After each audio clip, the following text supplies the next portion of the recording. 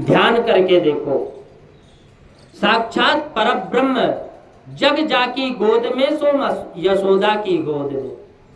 जिसके गोद में सारा जगत है वो यशोदा की गोद में। दुनिया जिसके गोद में इशारे में नाचती है वो आज यशोदा के इशारों में नाच रहा है।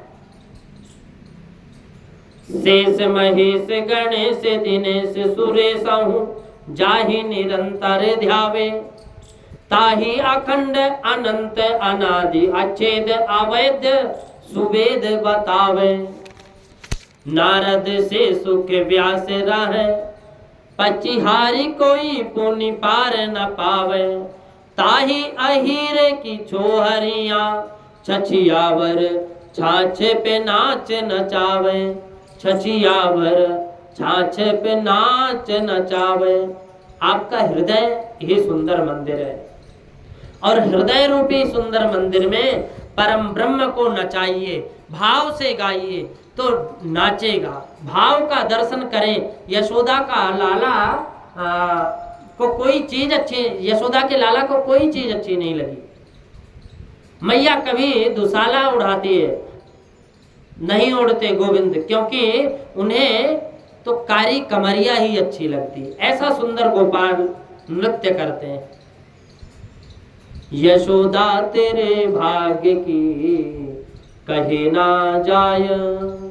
संसार जिसके इशारे पे नाचता है, माँ यशोदा के आंगन में वो परब्रह्म परमात्मा नाच रहा है। क्योंकि यशम दादाति इति यशोदा। श्री कृष्ण चरित्र में जो यश प्रदान करता है ना, उसे यशोदा कहते हैं। एक बात और, राजा रानी की माता का नाम कीर्ति है और कृष्ण भगवान के माता का नाम है यशोदा। यदि आप व्याकरण के हिसाब से उसका शाब्दिक अर्थ देखें तो कीर्ति ददाति इति कीर्तदा और यशोदा यशम ददाति इति यशोदा। जो कीर्ति दे वो कीर्तदा और जो यश देवे वो यशोदा है। यश माने कीर्ति और कीर्ति माने यश। राधा और कृष्ण दोनों की माताओं का नाम एक अर्थ निकलता है। यदि लाला की लीलाओं में यशोदा यश प्रदान ना करे तो गोविंद को कौन जाने, गोविंद को कौन पहचाने। ऐसा सुंदर चरित्र है भगवान श्री कृष्ण का। मैया जब नृत्य करा रही थी लाला को, तो 2-2.5 वर्ष का कन्हैया रुझन रुझन पायल बज रही है।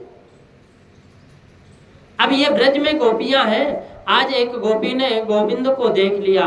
उस गोविंद का नाम है श्रुति रूपा। वेद के मंत्र गोपी बन करके आए हैं, गोपी बनकर। अब गोपी का मन रूपी मयूर नाचने लगा। दौड़ी दौड़ी गोपियों की मंडली में गई। गोपियों बोली कि क्या बात है, क्यों इतनी खुश हो रही है। गोपी बोली, शास्त्रों में लिखा है कि श्रृण सखी कौतुक में कम नंद निकेता गणई मया दृशम। आज मैंने विचित्र दृश्य देखा। क्या देखा? गोपियां बोली क्या देखा? बोली गाय की गोधूली धूरितांग नृत्यति वेदांत सिद्धांत। बोले कि गाय की गोधूली से धूसरित अंग वाला वेदांग प्रतिपाद्य ब्रह्म आज यशोदा के आंगन में नाच रहा है। इस बात को सुनकर हजारों गोपियों के नेत्र नम हो गए और गोपियों के मन में एक ही विचार आया कि हम गोविंद का दर्शन कैसे करें। यशोदा माँ बड़ी भाग्यवती है और भाग्यशाली है जिसके आंगन में भगवान ये कृष्ण नाच रहे हैं। पर लाला का दर्शन हम कैसे करें? अब बस सब विचार कर रही हैं कैसे जाएं दर्शन करने। सासू जी तो घर से जाने नहीं देंगी। कोई कोई सासू जी बड़ी खतरनाक होती हैं, स्वयं सब जगह चली जाती हैं पर बहू को कहीं जाने नहीं देती। बहुओं ने सोचा कैसे भी कृष्ण का दर्शन करें। क्यों? क्योंकि देखे बिन कान्हा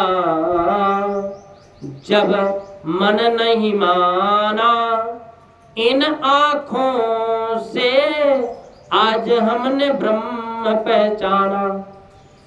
कृष्ण पद कमलों में मन को लगाना, इन गोपियों का ताना ये उलाहना तो बहाना है। कहते हैं कि देखे बिन कान्हा जब मन नहीं माना, इन आंखों से आज हमने ब्रह्म को पहचाना है।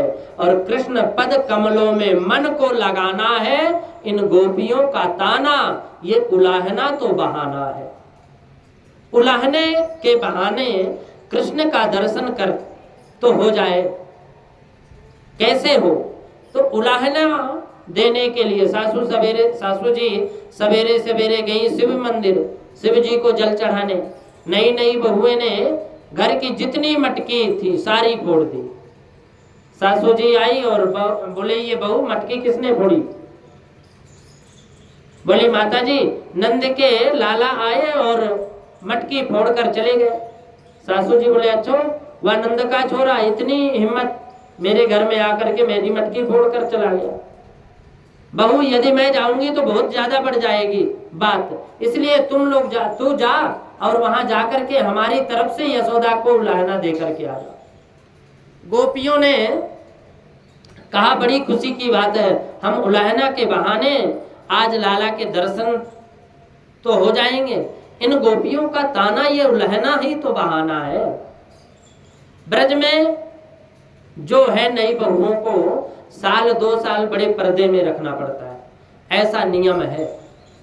अब आज तो दर्शन करने का बहाना मिल गया, मटकी फूट गई, उलहना देने जा रही हैं।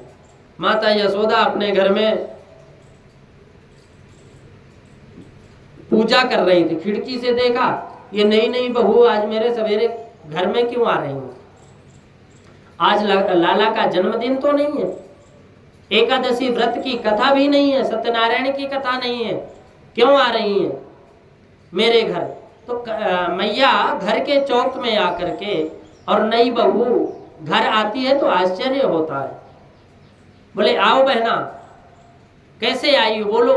गोपियां बोली कि यशोदा ये महल में प्रवेश करते ही बोली पहले ये बताओ कि तो आपके लाला कहाँ है?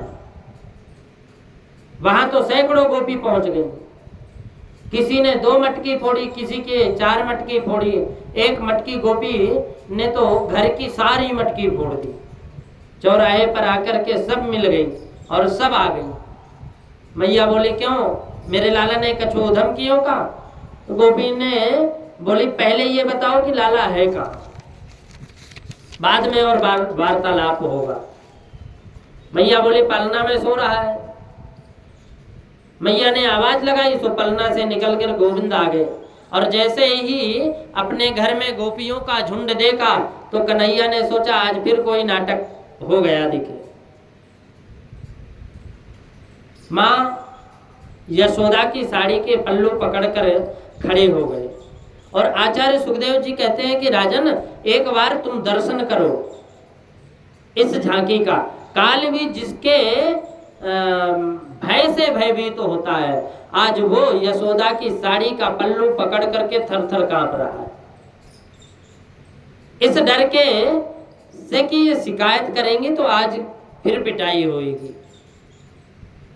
माँ यशोदा ने लाला के सिर पर हाथ फेरकर सिर पर रखा और बगल में खड़े हो गए और डर के मारे मैया बोले का उधम मचायो रे मेरे कन्हैया ने? तो गोपियां उलाहना दे रही हैं और सुखदेव जी के शब्दों में कितना गजब का उलाहना है। वत्सान मुंचन क्वचित समय क्रोश संजातः सः स्तेयं स्वादत्य दधिपयः कल्पितैस्ते ययोगैः मर्कान् भोजन विभजति स चेन्नति भाण्डं भिनन्ति द्रव्यालाभे स गृहकुपितो यात्तुपक्रोश्यतो कान्। गोपियां बोली आपके लाला हमारे घर में जाए और हमारे बछड़न को खोलकर भाग जाए। मैया तुम्हारे बछड़न को यदि, मैया बोले कि तुम्हारे बछड़न को यदि लाला खोलता है तो काम तो अच्छा ही कर रहा है ना।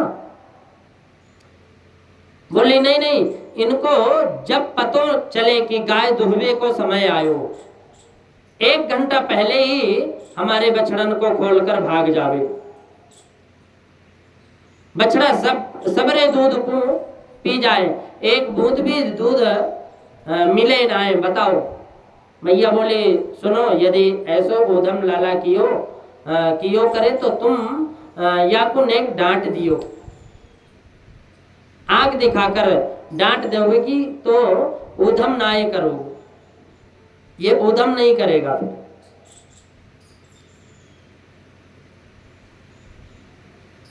मत बोले कि हम यदि आंख निकालकर लाला को डांटे तो हमको देखकर खिलखिलाकर हंस पड़ता है। गोपियां बोलती हैं यशोदा रानी, इनकी हंसी देखकर हमारी सबरी गुस्सा ठंडी हो जाए। मैया बोले तो क्या करूं बताओ। गोपी बोले हमारे घर में जाकर चोरी करें। मैया बोले छोटो सा लाला चोरी करनो कहाँ जाने, यदि ये चोरी कियो करे तो तुम या को नेक राजी से माखन दे दियो करो। अब राजी से माखन दे दोगी तो ये चोरी नहीं करेगा, फिर क्यों करेगा। गोपियां बोली नहीं, जब हम इनको राजी से माखन देते हैं तो मुंह टेढ़ा करके बोलते हैं मुझे तो चोरी का ही मीठा लगे। राजी को मीठा ना लागे, अच्छे से अगर तुम दोगे तो मीठा नहीं लगता, चोरी का ही अच्छा लगता है। अब बताओ हम कहाँ क्या करें। मैया बोलो तुमको शर्म नहीं आवे, जरा सा माखन के खातिर उलहना देने चले आए। मेरे छोटो सो लाला, जाने तुम्हारे कितनों माखन खाए हो, ज्यादा से ज्यादा 50 ग्राम, मेरे घर से 50 मटकी माखन की ले जाओ, कोई कमी नहीं है। अब गोपी बोले आप तो नाराज हो गए, आपको लाला चोरी करवे भी माखन खावे तो बुरो ना लगे, पर ये स्वयं थोड़ी खाते, ये तो चोरी करवे जावे और पूरी मंडली लेकर जाए। इनकी मंडली को नाम है मालूम है, बाल गोपाल चौर्य प्रचार विद्या मंडल। ऊपर बंदर मंडली, नीचे ग्वाल मंडली। बंदर को माखन लुटावे, अच्छा माखन खाकर मटकी को तो सलामत छोड़ देवे, लेकिन नहीं, ये मटकी को धड़ाम से फोड़ देवे और मूछन पे ताव देकर निकल जाए। नंद को लाला चोरी करके जा रहे हो, को पकड़ना है तो पकड़ लो।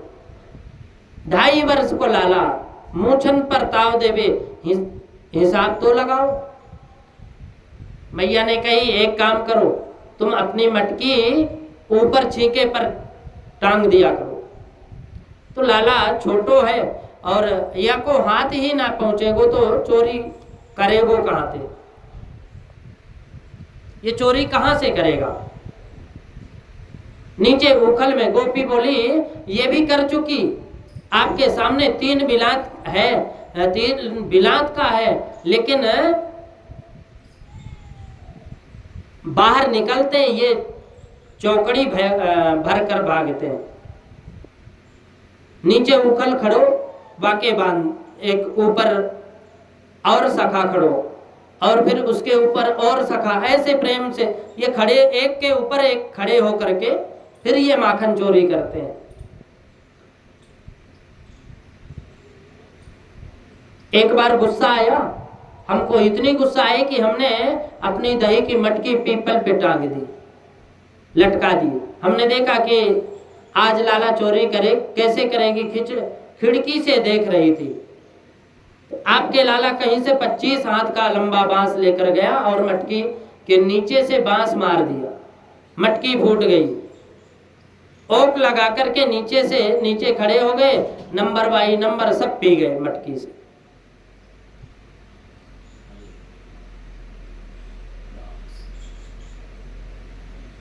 और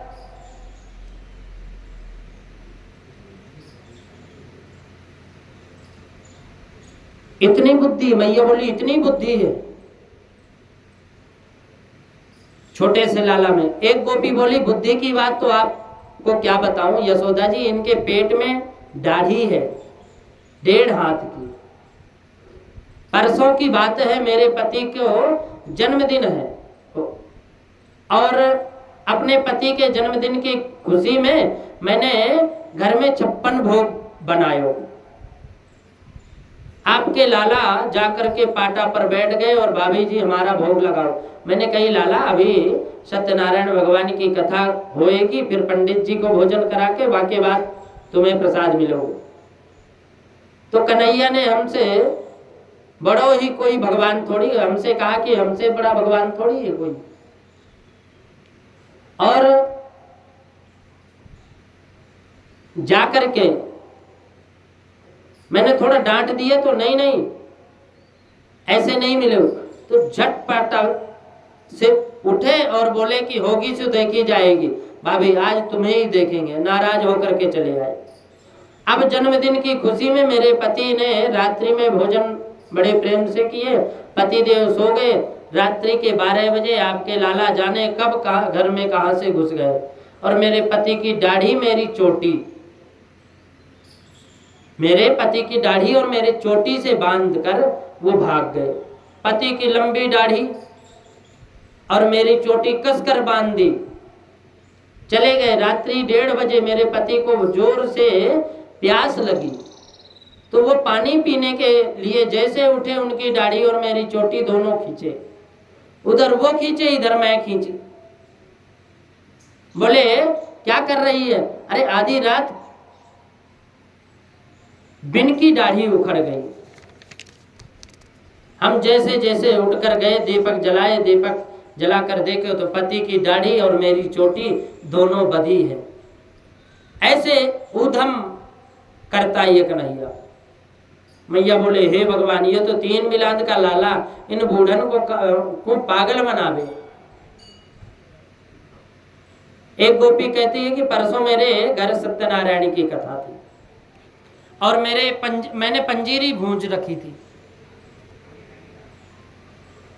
आपके लाला हमारे घर गए और कुत्ते के 2 पिल्ला पकड़ कर ले आए। सत्यनारायण जी के सिंहासन पर दोनों को बैठा दिए और खिचड़ी पर खिड़की पर चढ़ करके बोले भाभी जी राम राम, आपके अपने सत्यनारायण जी का दर्शन कर लीजिए। मैं पंजीरी छोड़कर भाग गई और देखी कि सत्यनारायण जी के सिंहासन पर पिल्ले के बच्चे बैठे, कुत्ते के छोटे छोटे बच्चा बैठा दिए। ऐसे ऐसे उधम मचावे। यशोदा मैया ने लाला की ओर देखा और गुस्से से बोले क्यों रे लाला, ये गोपी ठीक कह रही है। कन्हैया बोले तेरी सौगंध खाए के कह रहे हो, मैं तो ये भी नहीं जानता कि इनका घर कौन सी गली में है, ये सब झूठ बोल रही हैं। इनको पतियारो करे मैं तस्कर ये शाह, चौर नाम मेरो धर्यो मेरो होन न देगी ब्याह। ये गोपी बड़ी चालाक है, तो इनकी बातन में मत आए। माँ मैया ये बड़ी चतुर है। मैया यशोदा के सामने कृष्ण ने सफाई प्रस्तुति की और मैया ने लाला को कान पकड़कर, जैसे कान पकड़ते तो सुखदेव जी कहते हैं कि परीक्षित इस दृश्य को देखो। माँ यशोदा ब्रह्म का कान पकड़ती है और कृष्ण डर के कारण थर थर कांप रहे हैं। मैया ने कही क्यों रे, बड़ो हो तो जाए और बिगड़ तो जाए, बड़ा होता जा रहा है उतने बिगड़ता जा रहा है, क्या जरूरत है चोरी करने के लिए। हमारे घर में कितनी गाय हैं? 9 लाख गाय तेरे नंद बाबा के नित्य नयो माखन हो। कन्हैया बोले ये गोपी जबरदस्ती मेरे मुंह में माखन लगाए देवे और फिर चोर चोर करके मेरी बदनामी कर दे। तू भोरी है, इनकी बातों में मत आ। मैया बोले कि आज के बाद तेने ऐसे उधम किए तो पिटाई करूंगी। कन्हैया बोले ठीक है।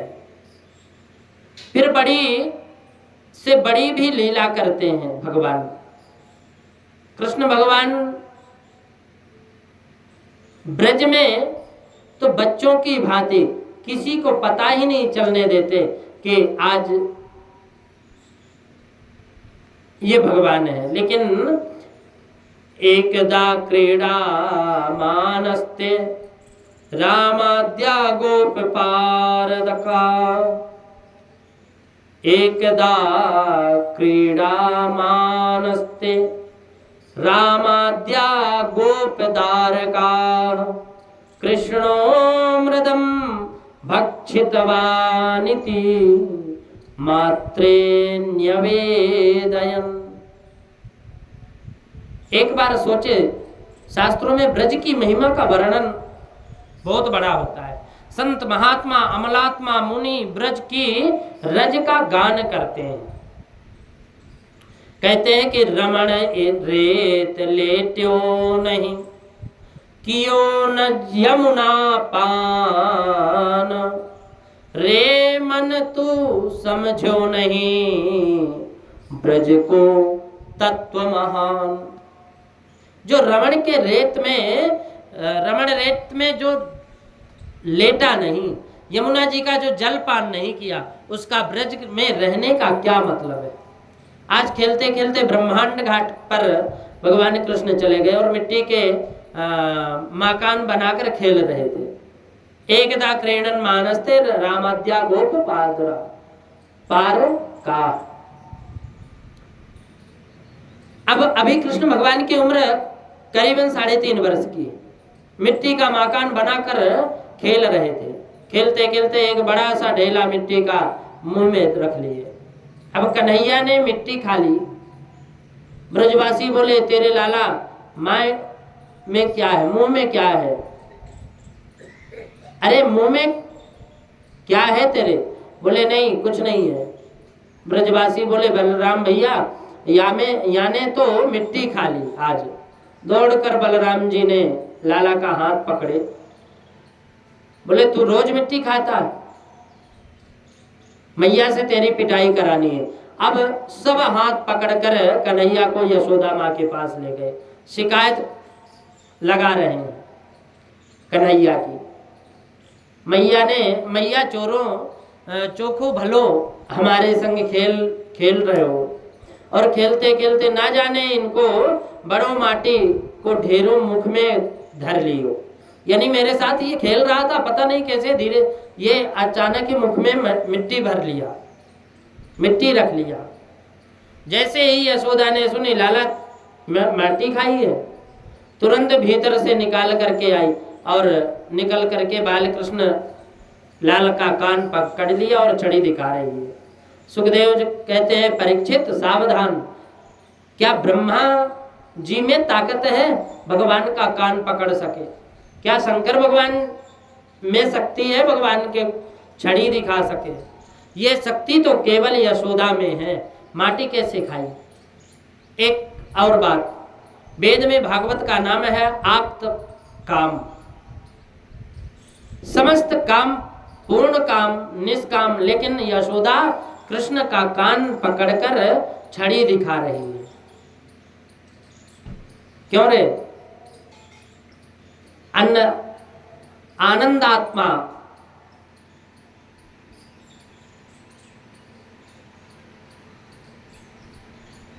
मरकट बंधु, ये बंदरों के यार तेने माटी खाई है। तुम्हारे सखा कह रहे हैं तूने मिट्टी खाई है क्या? तुम्हारे बड़े भैया बलराम भी कह रहे हैं। कृष्ण बलराम के बगल में जाकर खड़े हो गए और बलराम जी से बोले कि मेरी मिट्टी खाने की शिकायत आपने की। बलराम बोले तेने खाई तो मैंने कह दी। अब कन्हैया बोले कि तो हम भी मैया से कह देंगे दाऊ भैया भांग का गोला खाए। बलराम जी सोचे या कि पिटाई के बाद में होगी, पहले मेरी पिटाई होगी। बलराम जी ने कही मैया मेरे सामने तो लाला ने मिट्टी नहीं खाई, पीछे कबहू खाई हो तो मोए पतो ना है, अपना बचाव तो करना ही है। मैया बोले मैं काऊ की बात नहीं मानूंगी, लाला तू सही सही बताते ने मिट्टी खाई है? नहीं। सुखदेव जी बोले कि परीक्षित हरिश्चंद्र जी बोल रहे हैं, ये सत्यवादी बोल रहे हैं क्या कि नाहम भक्षित बानम्ब सर्वे मिथ्याभिनम संसिना। ये मैंने मिट्टी तो नहीं खाई, मैंने माटी नहीं खाई मैया, ये सब ब्रजवासी झूठ बोल रहे हैं। सर्वे मिथ्याभिसंसिना, मुझे विश्वास नहीं, तुम्हें विश्वास नहीं है। यदि सत्य गिरस्त्रागृह समक्षम पश्य में मुखम, यदि तुम्हें पता नहीं, विश्वास नहीं है होवे तो मेरे मुख में देख लो। पश्यम मुखम, पश्यम में मुखम, यदि सत्य गिरस्त्रहि समक्षम पश्य में मुखम, यदि तुम्हें पता विश्वास नहीं है तो आप प्रत्यक्ष आप देख सकती हैं मुख को, मेरे मुख को देख लो। मधुमंगल बोले कि बड़ो चालाक बने, अरे वो मुंह में थोड़ी है, अब तो पेट में पधार गई। मैया ने कही मुंह खोल दिखा, थोड़ी बहुत तो लगी होगी, मैं देख लूंगी। और जैसे ही गोपाल गोविंद ने अपने छोटे से मुखारविंद को खोला तो उसमें छोटे से मुखारविंद में संपूर्ण ब्रह्मांड के मुख में, संपूर्ण ब्रह्मांड भगवान श्री कृष्ण के मुख में दिखाई दे रहे हैं। ब्रह्मांड में जो 14 प्रकार के लोक हैं, 14 लोक कृष्ण के मुख में दिख रहे हैं। मृत्यु लोक में जो 9 प्रकार के वर्ष हैं वो भी कृष्ण भगवान के मुख में दिखाई देते हैं। 9 वर्षों में जो भारत वर्ष है वो भी भगवान के मुख में दिखता है। और भारत वर्ष में जो 84 कोष का ब्रजमंडल है वो भी मुख में दिखता है। और 84 कोष में ब्रजमंडल में गोकुल नगरी में भी कृष्ण के मुख में दिखती है। और गोकुल नगरी में जो 85 कोष का यशोदा का महल है वो भी भगवान के मुख में दिखता है। और महल के द्वार पर मैया लाला का कान पकड़ रखी है, वो भी दिख रही, छड़ी दिख रही। ये सब दृश्य कृष्ण भगवान के मुख में दिखाई दे रहा है। मैया यशोदा को एकदम डर गई, मैया यशोदा एकदम डर गई और डर करके कही, बोले ये क्या है, मैं कोई सपना तो नहीं देख रही, कोई देवता की माया है या मेरी बुद्धि खराब हो गई। हे भगवान, मैंने आपका कान पकड़कर बहुत बड़ी गलती की, अब कभी कान नहीं पकड़ूंगी। कन्हैया ने सोचा मैया ने यदि भगवान मान लिया तो अलमारी में बैठा देगी, गड़बड़ हो जाएगी। इसलिए बाल कृष्ण ने कहा कि वैष्णवी प्यतिनोन्माया पुत्र स्नेहमयी, पुत्र स्नेहमयी विभु। वैष्णवी माया को आदेश कर दिया और जो कुछ भी यशोदा माँ मेरे मुंह में दिखाई दिया, मेरे मुख में सब दूर कर दिया। मैया बोली तेरे मुंह में मैंने अभी कछु देखो।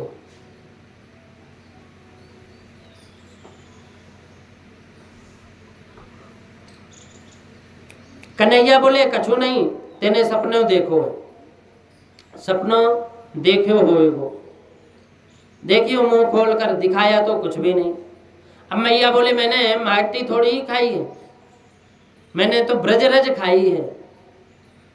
माँ यशोदा को ब्रह्मांड दर्शन कराया। ऐसे अद्भुत भगवान के चरित्र, इसका कोई क्या वर्णन कर सकता है। बिना प्रेम रीझे नहीं नटवर नंद किशोर।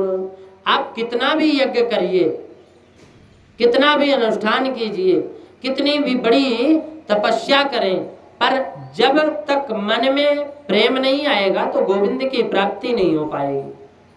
गोविंद तो केवल प्रेम से मिलते हैं और गोविंद की प्राप्ति का साधन तो केवल प्रेम है। इसलिए जीवन में काम को बढ़ाओ, प्रेम को बढ़ाओ और गोविंद मिल जाएंगे अगर प्रेम को बढ़ाएंगे तो। प्रेम ही प्रधान है। अमल भक्ति जब आएगी तो गोविंद मिल सकता है। माता यशोदा ऐसी ही परम भक्तिमती माता है, तभी तो यशोदा के घर में पुत्र बनकर भगवान श्री कृष्ण आए। और यदि इनके मन में प्रेम नहीं होता तो भगवान मिलते कहां से। एक आकर्षण होता है प्रेम का, एक विशेष अनुरक्ति होती है प्रेम की, और एक प्रेम जब आता है ना तो दुनिया फीकी लगती है।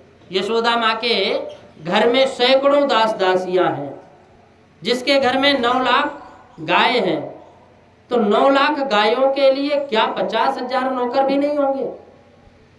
यशोदा जी की हवेली में 85 चौक हैं और एक चौक में 10,000 गाय खड़ी हैं।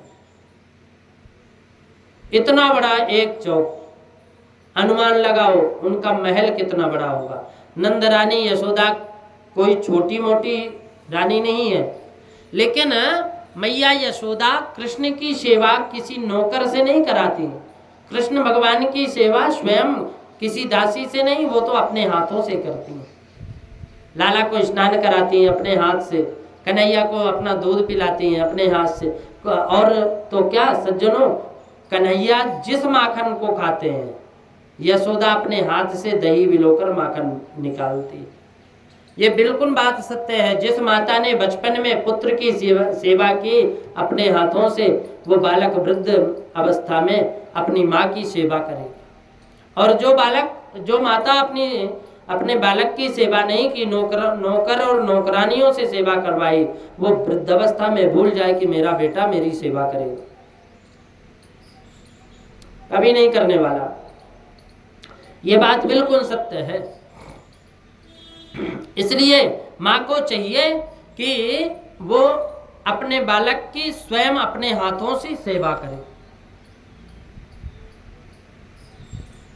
हमेशा सेवा करना चाहिए।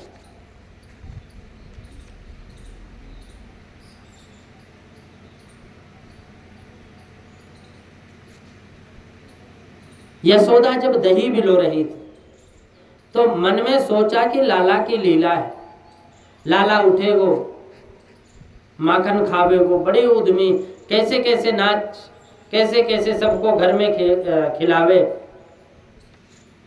ये सोच रही थी मन में, वाणी से कृष्ण की कथा का गान कर रही थी और हाथ से लाला की सेवा के लिए दही बिलो रही थी। मनसा वाचा और कर्मणा तीनों को कृष्ण की सेवा में लगा दिया। भगवान ने देखा बहुत देर से मैया दही बिलो रही है तो उठकर आए और रात्रि को सोते समय मैया कृष्ण को आंखों में काजल लगाती है। तो सवेरे उठते ही कन्हैया दोनों हाथों से आंखें मल करके आए तो जगन्नाथ भगवान से गोल गोल आंखें बन गई। काजल आधे गाल में फैल जाता, घुटमन घुटमन चल कर आते और मटकी को पकड़ कर खड़े हो गए। मैया बोले आ गए तुम? कन्हैया ने कही बड़ी जोर से भूख लगी है, माखन दे दो। मैया बोले माखन निकाला नहीं अभी, पहले हाथ मुंह धो लो।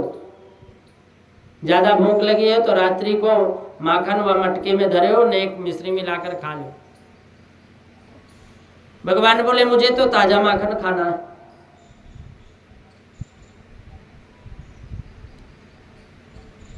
मैया बोले लाला तो मोह तंग करे, मुझे परेशान करता है, अभी माखन नहीं निकला।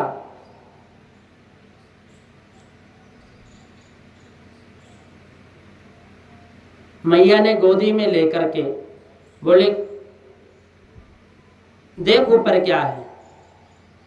भगवान ने कहा क्या है। मैया बोले चंदा मामा। सो चंदा को देखते ही माखन भूल गए और भगवान बोले कि हम तो चंदा लेंगे, हम तो चंदा लेंगे, हमको चंदा चाहिए और अभी चाहिए।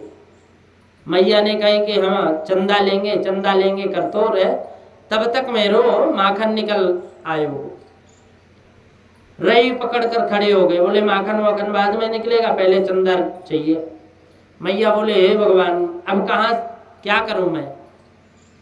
मैया ने इतनी बड़ी परात में पानी भर कर रख दिया और